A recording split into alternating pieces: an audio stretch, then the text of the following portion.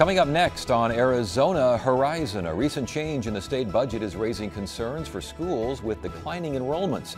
And we'll speak with the new innovation chief at ASU's Cronkite School of Journalism. Those stories next on Arizona Horizon. Arizona Horizon is made possible by contributions from the Friends of Eight, members of your Arizona PBS station. Thank you. Good evening and welcome to Arizona Horizon. I'm Ted Simons. The Glendale City Council met in executive session today and decided to go ahead with plans to cancel an arena management contract with the Arizona Coyotes. Council voted to end the contract last week, claiming that the Coyotes violated a state conflict of interest law when negotiating the deal. Coyotes claim no law was broken and filed suit against the city. Coyotes also convinced a Superior Court judge to grant a temporary restraining order blocking the city's move. The next hearing on the dispute is set for June 29th. The only major airline serving Phoenix Mesa Gateway Airport may be leaving. Allegiant Air is not happy that the airport is moving toward giving an incentive package to another carrier. An official from Allegiant Air says that they don't mind competition, they just don't like subsidized competition. Allegiant Air is now talking to Phoenix about a move to Sky Harbor Airport. And the Ducey administration has fired the state's chief economist. Aruna Murthy was let go after serving 5 years as the state's director of economic analysis. State officials would not say why Murthy was fired, but her dismissal comes after a series of sobering reports on job creation and the state's above-average unemployment rate. It also comes on the heels of the governor pushing what he sees as the state's encouraging economic outlook. The new state budget includes a provision that calls for a change in the way schools are allowed to count students. It's a change that has a number of educators concerned. Here now is Chuck Essex, Director of Governmental Relations for the Arizona Association of School Business Officials. Good to see you again. Thanks for having me. All right. Change in school funding comes out of the state budget, the latest budget that was approved. What happened? What's the change? Well, the change will take place in fiscal year 17. So there's a year for schools in the state to get prepared for it. But for over 30 years, we had a system in the state where all the school districts started out with funding on their students from the prior year. So they knew exactly how many teacher contracts they could enter into, how they could put their budget together. And then if a district grew, they could get paid for their growth, but everybody worked off a prior year count. Now the legislature's changing in fiscal year 17, everybody's on current year count. No more getting the security and the continuity of being on prior year count. So the reason it was done, I think, for a couple of reasons: uniformity for one thing, and secondly, it is true a student could be counted twice under the old system, correct? It could be. They could be. Probably that happens quite rarely. Most students, when they start school in a particular school district, they remain in that school district for the entire year. There is some changes, but that's not to me, it's not a justification to disrupt and change the whole system. What about uniformity? Well, we have a uniform system now. Everybody starts out on the prior year, and then if you grow, you can get paid for some of your new students. Do some schools, though, use the current year formula? Yes, if you're a growing district, you start out, adopt your, and a little history on this, over 30 years ago, we had a system where districts could pick before the year started which system they wanted to be on. But there were a lot of districts who picked current year count, and they'd estimate their count too high, and then they didn't get all the kids they thought they were going to get. They had to cancel teacher contracts, disrupt their whole system. In some cases, there were lawsuits because they wouldn't honor their contracts. And that's why the state went to, we'll start everybody out prior year. We know what that is. It's kind of interesting with prisons. For the private prisons, they guarantee them you'll have so many customers or prisoners, and if you don't have that many, we'll pay you anyway, so you can have continuity in your operation. And yeah, so, but again, I know you're talking about projecting as to future needs, but why not have everyone on the current year funding? First, declining districts, it's really hard because you don't know how many students you're actually going to lose. And if you lose students on a current year system, you've got to make your cuts at that point in time. You have to eliminate teacher contracts, or you have to make some major reductions. Starting out with prior year gives people the chance to plan. And over time, once you start to decline, you generally decline for many years. And you'll get paid for prior year. So most kids who were in your system for 12 years, you'll get paid for 12 years. You just won't get paid the first year, but you'll get paid the year after they've left. So right now, fiscal year, what, 17 budgets? They're being made when? They'll start in the spring of 2015, or fiscal year 16. They'll start in the spring putting their budgets together for fiscal year 17. And what now? Again, this doesn't go into effect until July 1st of 2017. But I mean, what kind of It'll actually go in the July 1st of 16. 16. I'm sorry, Right, 16. So what kind of balls are being juggled in the air? Well, districts are trying to figure it out. One thing we know for sure is declining districts are going to get a double hit the first year. Because when they're doing next year's budget, which is the 16-year budget, they're building their budgets on this year's kids. Right. That's fiscal year 15. Right. When they go to current year account, they're going to jump all the way to fiscal year 17. So if they were losing 200 kids a year, they're going to lose 400 kids in fiscal year 17 because they're losing 2 years of students. So it's going to be a really big hit that first year. Right, a double hit. Was any of this discussed at the Capitol? Were people showing up at the Capitol saying, "Wait a minute, what are you doing here?" Or was this kind of slipped through in the budget at the last second? Well, it was a last minute change, but they did listen to, I think, some of our discussions, because that's why they're giving a year before they put it in place, and they have the Department of Ed in December is supposed to submit a report to the legislature of what the impact of this change will be. So I think they listened a little bit to what we were saying, but not enough not to do it. They just delayed it for a year. I know one of the lawmakers who was responsible for this says that the districts and schools need to be more imaginative, need to be more creative, need to be able to handle this. It's pretty tough when you have such limited resources as we have in Arizona, and you can't control too much how many kids you're actually going to lose. A new charter school opens up in your community, they take 50, 100, 200 kids out of your system, or you just have parents who move over the summer, you have a business that closes. There's a lot of things that impact how many students you're going to have in the next year, and if you guess wrong, you're in real big trouble. And so who does the counting, by the way? The counting of students? Each district sends their reports to the state. And also an issue with current year count, that districts don't get their final reports until maybe April or May. Right. So you don't know exactly how many students you actually have until you get your count late in the spring. And one of the reasons is if a student's taking some courses someplace else, all year long you think, or he took some courses in the summer from an online program, you think you've got that student, you're counting them in your budget projections, and then all of a sudden at the end of the year, the state notifies you that Chuck Essex was taking classes someplace during the summer and you only have half a student rather than a full student. Right. I'd read the Department of Education, the data system's not even up to task on this. Is that true? It's getting better, but it's got a long way to go. It's a long climb from where they were. They were in real serious trouble in their data system. They are getting better, but if you're getting paid on students through the first 100 days in session, you're not going to know until after that's over and all your reports get in. So it'd be spring sometime before you get a final number. So last point on this is that districts and schools, they need to figure out what they need in the way of supplies, what they need in the way of teachers, what they need in the way of taking care of all the kids they have coming up. And you're saying next year, double whammy.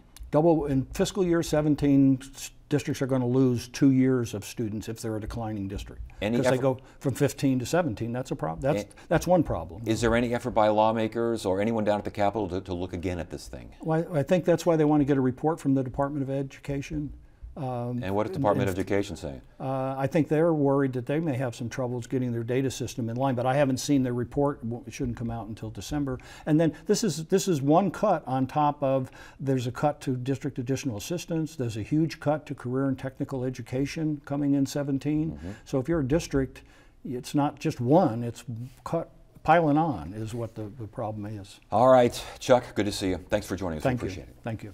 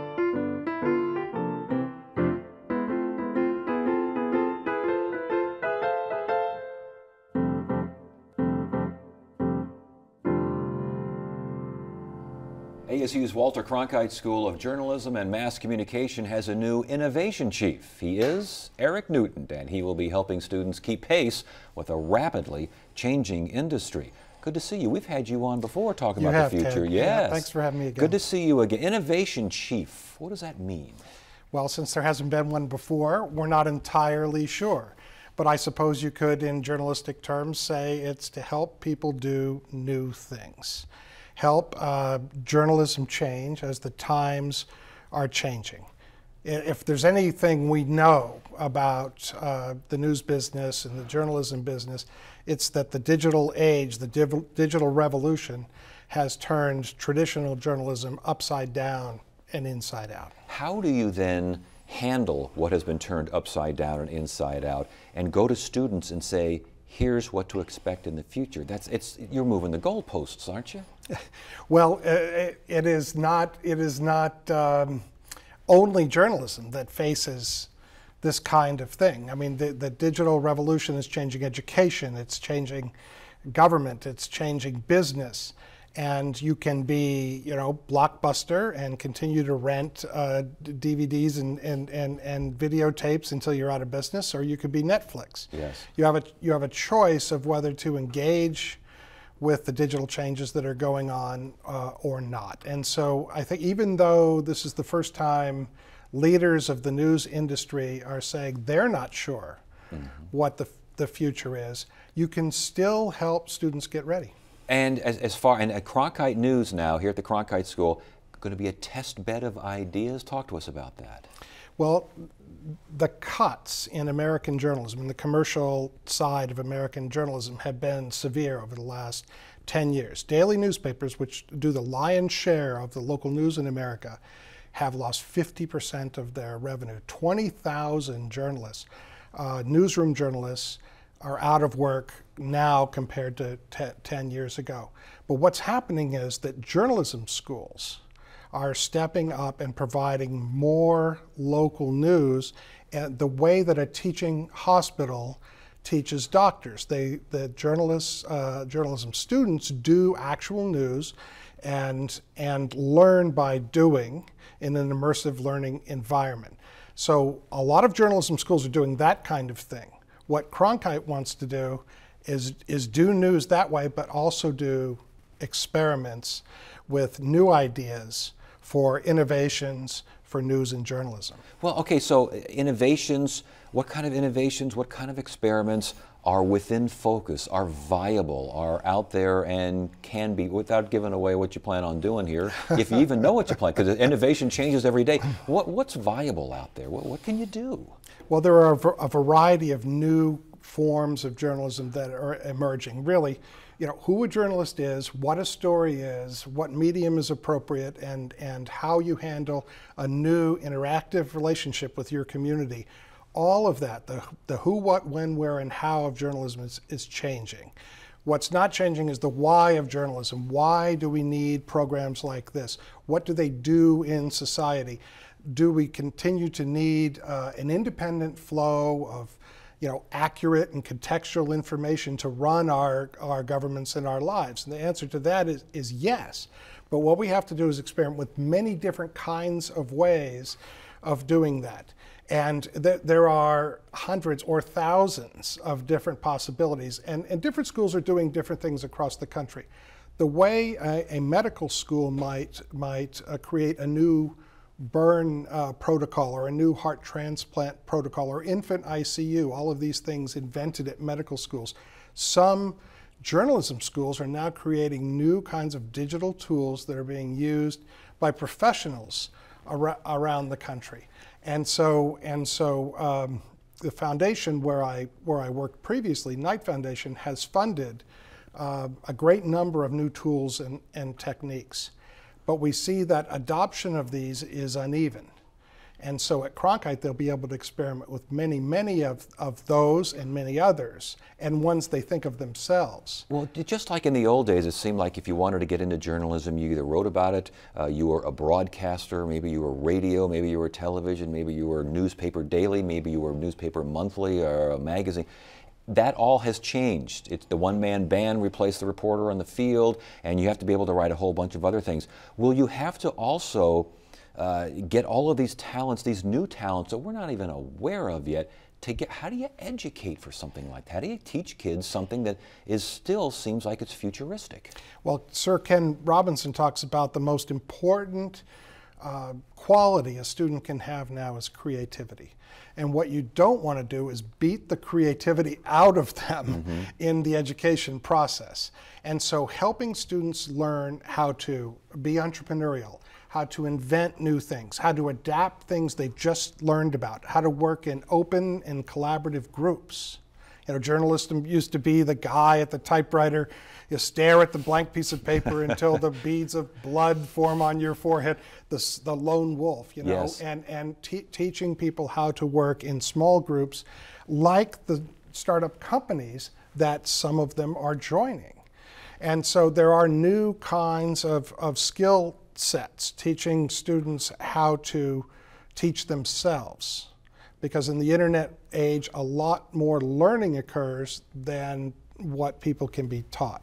All sounds great, sounds innovative, sounds exciting. Where does the marketplace fit into all this? Or should the marketplace? Are we headed toward a nonprofit news future? I don't know. I think it's going to be different in every community. America is a big country. And think about it like ecosystems. You know, there are actually news deserts around the country where the amount of local news they have has shriveled up. You can find out what's going on the other side of the world. You can't find out what's going on at your school board. People are taking a lot of different approaches to that. There are new commercial startups, small commercial startups like the old mom and pop weekly newspapers starting. There are hundreds of those across the country. There's nonprofit news startups. There are many, many of those. Public broadcasting is doing new and different things and increasing the news that's coming through public broadcasting. And people are using volunteer systems. You know, Friends of the Library in small towns and other places where they're getting together and reporting their own news for themselves. Is these changes good changes as far as you can see? Are they not so? Are we losing a little bit of the truth, or losing a little bit of context? Are people, you know, it used to say, you know, they'd bring in a new anchor to town, and the guy couldn't even pronounce half the cities in the, you know, right. in the region. Are we going to see a mile wide, an inch deep here? What's happening out there? It's the most wonderful, horrible thing you could possibly think of. Everything good that you can imagine is probably going to happen. Everything bad you can imagine is probably going to happen. That, you know, all digital technologies are tools, and we can use them to do much better journalism than we did before. You can use tools like Document Cloud to go through massive number of documents that might have going through them by hand. Would be like the scene from All the President's Men in the Library of Congress, where Woodward and Bernstein are going through the cards, the file cards by hand. Now you can do things in hours that would take days or weeks with these new tools. But the same digital age is what's caused the revenue drain out of traditional media. So, you know, where it could take one journalist and give them the power of 10, it can then take away the other 9 because of economic cuts. And again, your job is now to take the new ideas, what you see happening and what you maybe are going to see happening here in the future, and teaching students these sorts of things. Excited about it? Sure. I mean, students have great capacity. Students can do a lot more than some people give them credit for. I mean, law students do real lawsuits and can take them all the way up to the Supreme Court. Medical students save people's lives. Journalism students, with the right environment, with the right professional and professors around them, can do some of the most important journalism there is. Here at Arizona State, there's a project called News 21, which happens every year. It's an investigative project, and student journalists from around the country come here. They take on some of the most difficult stories there are to do, and they do them for major media outlets, with major media outlets. It's an amazing educational experience, and they get jobs in industry at higher rates than the average students. Last question before you go, is the future of journalism, are we going to look back even on these days and say, We can't believe that there was a monolithic radio station television. Are those days gone? Is it so spread out now that everyone picks and chooses, and you're not going to have your Walter Cronkites anymore? Well, it's an odd transition period because, you know, the digital age has taken away the fence and the gate. We used to talk about the mass media as being the gatekeepers of the news. Well, now the fence is gone and the gate is gone. But the funny thing is, a lot of people are still walking through where the gate used to be. They have news habits. And so we're seeing simultaneously massive numbers of people still consuming news in traditional mass media ways, and very, very large numbers of millennials consuming news in different new ways. Well, congratulations on the appointment, and good luck this semester and for future years. Good to have you here. Thanks, Ted. Glad to be here.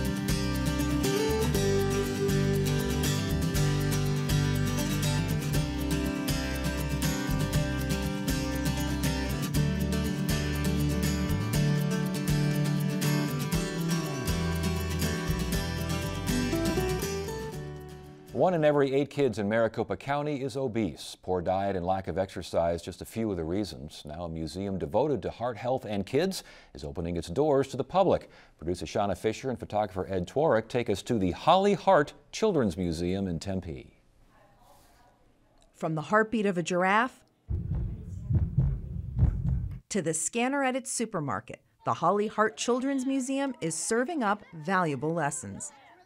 The museum has 8 major exhibits. They're all themed a little bit differently. The exhibits are all interactive, which Len Gutman with the American Heart Association says is key in getting a young audience's attention. And it's really a world-class facility in terms of children's museums. And you know, the interactivity part really gets the kids engaged. They're moving around a lot, interacting with the exhibits, pushing buttons, reading things off the walls, jumping up and down. So that makes a big difference. Rather than just tell kids about the dangers of smoking, the museum uses a game of mini golf. The golf ball represents a blood cell. The tunnel mimics the arteries of a non-smoker and a smoker. The kids learn smoking constricts arteries, so they understand it's easier hitting the ball through when the artery is wide open. For these kids, it's the first time they're learning about their hearts and how they work and how to keep them working. But for 15-year-old Emery Miller, being heart smart is a way of life. When I was little, I was faced with a lot of challenges with my heart. I was born with a hole in my heart and severe valve issues. I've had numerous surgeries. Emery visits the museum frequently and shares his story with the guests. When I'm able to come here and see all the kids having a great time and enjoying themselves, it's almost like I'm getting a card that says thank you for everything you've done. The museum was created in 2011 by a group of community leaders, including discount tire owners Diane and Bruce Hawley. Bruce's mother suffered from heart disease. Seeing how decisions can lead down the path to heart disease is best illustrated with a trip to the museum's supermarket. Here the kids are challenged to select heart-healthy foods to buy. The kids scan the items to learn about nutritional content. Gutman says it's eye-opening. I sort of preach healthy eating in and outside my job, frankly. So for me, that's the fun part, watching the kids have those aha moments when they scan, you know, the fried taquitos and realize that that's their entire fat content for an entire day in one serving. And that understanding makes a huge difference. We hear all the time about kids going home and making their parents throw things out of their fridges. If Gutman sounds passionate about his work here, he has a very good reason. Well, I'm really lucky because 3 years ago I suffered a heart attack at 45 years old. Certainly never thought that was going to happen to me. And it sort of inspired me to make a big difference in my life, not just in my own health, but in making a career change and coming to work for the American Heart Association. And so I did that last year, and it's been really rewarding for me. And it's rewarding for the kids as well, as these are lessons that will last a lifetime. For more information, check out the museum's website at hollyhartchildrensmuseum.org. We want to hear from you. Submit your questions, comments, and concerns via email at arizonahorizon@asu.edu. That is it for now. I'm Ted Simons. Thank you so much for joining us. You have a great evening.